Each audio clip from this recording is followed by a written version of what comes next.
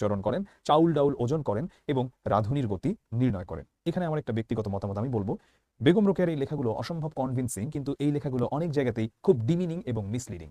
আমাদের দেশে যখন প্রতিবার নারী দিবস আসে, সবসময় নারী দিবসের বিজ্ঞাপনগুলো দেখবে এমন, তুমি নারী, তুমি জেগে ওঠো, তুমি অদম্য, এবং বুকে হাত দিয়ে আছে, সে ব্লেজার পরা বা হচ্ছে বোঝাচ্ছে একটা ওয়ার্কিং লেডি।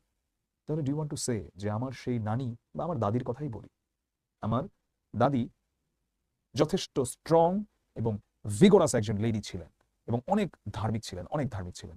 আমাদের এতগুলো কামলা যারা কাজ করতো আমাদের গ্রামের বাড়িতে, আমার দাদা পলিটিশিয়ান ছিলেন এবং তার ওই তিনি 3 টার্মের চেয়ারম্যান ছিলেন, তার রাজনৈতিক নানা ওই মানুষজন আসতো, সেসব কাজ থেকে শুরু করে তার এতগুলো সন্তানকে মানুষ করা এবং যারা আজকে সমাজে খুব ভালোভাবে প্রতিষ্ঠিত, এবং তিনি তার নাতি নাতনি সবাইকে নিয়ে পরিবেষ্টিত হয়ে মৃত্যুবরণ করেছেন।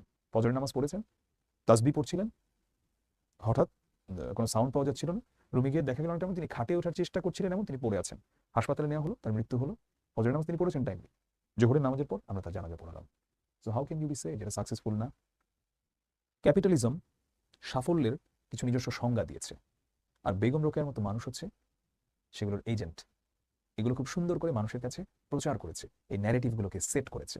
এটা তুমি আরো বড় হবা, আরো বুঝবা। আমার কথাটা অনেকের কাছে এখন ভালো নাই লাগতে পারে, সে তুমি মেয়ে হওয়ার ছেলে হও, কিন্তু যখন তুমি আরো বুঝবা, যখন তুমি অরিজিন অফ ফেমিনিজম নিয়ে পড়বা, যখন তুমি শিল্প বিপ্লবের পরে নারীকে কর্মক্ষেত্রে আনার যে ইতিহাসটা এটা পড়বা এবং পৃথিবীর ইতিহাসের আরো অনেক কিছুকে দেখবা, তখন তোমার মনে হবে যে তোমাকে অনেক ভোজবাজি খেলাইছে, তোমাকে অনেক কিছু গিলানো হয়েছে।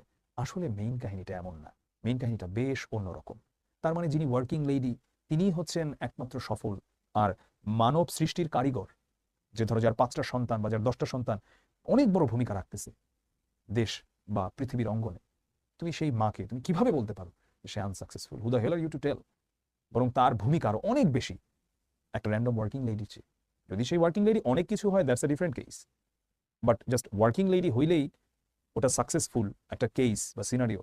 আর তিনি মানে রন্ধনশালায় গেলেই হচ্ছে তিনি তোমার কিছু না, এটা তুমি কিভাবে বলতে পারো? আমি তোমাদের কাছে একটা ক্যারেক্টারের নাম বলবো, উনি হার্ভার্ড গ্র্যাজুয়েট, খালিদ বা Umme Khalid. She is the wife of Daniel Haqiqatjou. Daniel Haqiqatjou ওরা আমেরিকান মুসলিম, আমেরিকান, ও হার্ভার্ড গ্র্যাজুয়েট, ফিজিক্স থেকে পড়ছে। Daniel Haqiqatjou husband wife.